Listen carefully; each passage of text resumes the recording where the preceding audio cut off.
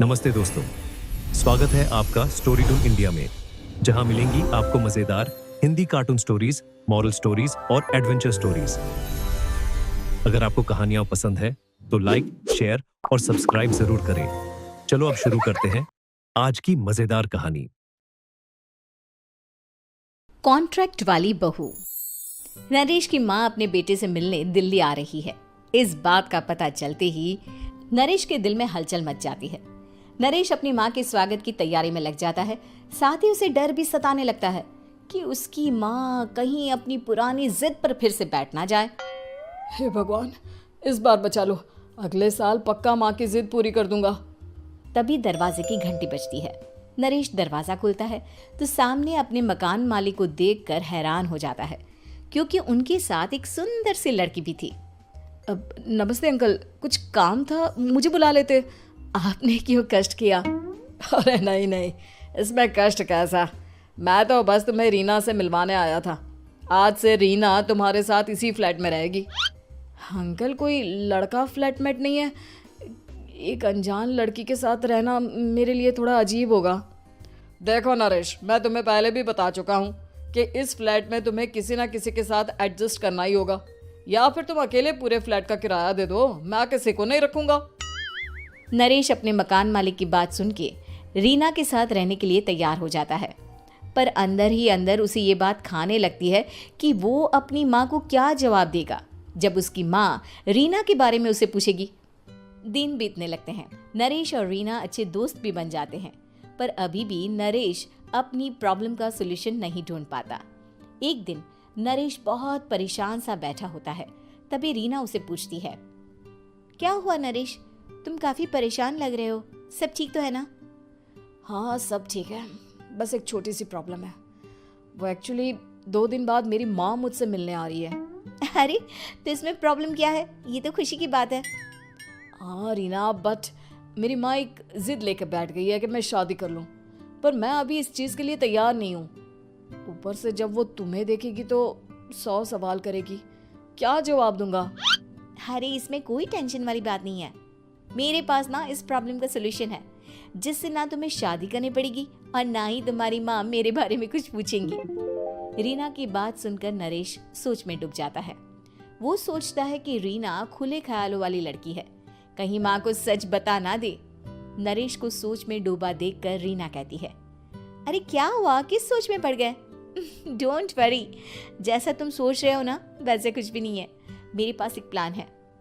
मैं कुछ समझ नहीं पा रहा हूँ, कैसा प्लान? मैं समझाती हूँ। हम ना एक कॉन्ट्रैक्ट मैरिज कर लेते हैं। फिलहाल मेरे पास जॉब नहीं है, तो तुम इस रूम का किराया दे देना जब तक तुम्हारी माँ यहाँ रहेंगी, सिर्फ तब तक। और तुम अपनी माँ से कह देना कि मैं तुम्हारी पत्नी हूँ, इससे वो मेरे यहाँ रहने पर कोई सवाल भी नहीं करेंगी। अरे बात तुम्हारी ठीक है, पर माँ से झूठ बोलना, ना ना बाबा, मैं ये रिस्क नहीं ले सकता। कोई और आइडिया दो ना तुम। देखो मंजूर हो तो बोलो, वरना सच बता दो, मुझे कोई प्रॉब्लम नहीं है। रीना की बात सुनकर नरेश सोच में डूब जाता है। बहुत सोचने के बाद जब उसे कोई रास्ता नहीं मिलता तो वो रीना के बताए हुए रास्ते पर चलने के लिए तैयार हो जाता है। वो रीना से बात करता है और अपनी माँ की पसंद और नापसंद के बारे में बताता है। रीना भी नरेश की सभी बातों को ध्यान से सुनती है, ताकि कहीं उससे कोई गलती ना हो जाए। आखिर वो दिन भी आ जाता है जब नरेश की माँ उससे मिलने दिल्ली आ जाती है। नरेश अपनी माँ को फ्लैट पर लेकर जाता है। जैसे ही नरेश की माँ फ्लैट के अंदर जाती है, रीना उसके पैर छू लेती है। ये देखकर नरेश की माँ थोड़ी घबरा जाती है और नरेश से पूछती है, अरे बेटा नरेश, ये कौन है? माँ ये आपकी बहू रीना है। माफ़ी चाहता हूँ, सब कुछ इतनी जल्दी में हुआ कि आपको बता ही नहीं पाया, इसलिए सोचा कि क्यों ना आपको सरप्राइज दिया जाए। अरे बेटा, मैं तो बस तेरा घर बसा हुआ देखना चाहती थी। हाँ, बहुत अरमान थे अपनी इकलौती बेटी की शादी को लेकर, लेकिन कोई बात नहीं, शायद किस्मत को यही मंजूर होगा। ये कहते ही नरेश की माँ रीना को गले लगा लेती है।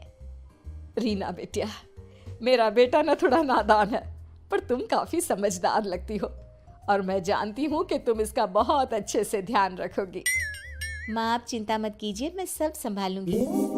नरेश की माँ अपने बहू और बेटे के साथ खुशी खुशी रहने लगती है। दिन बीतने लगते हैं।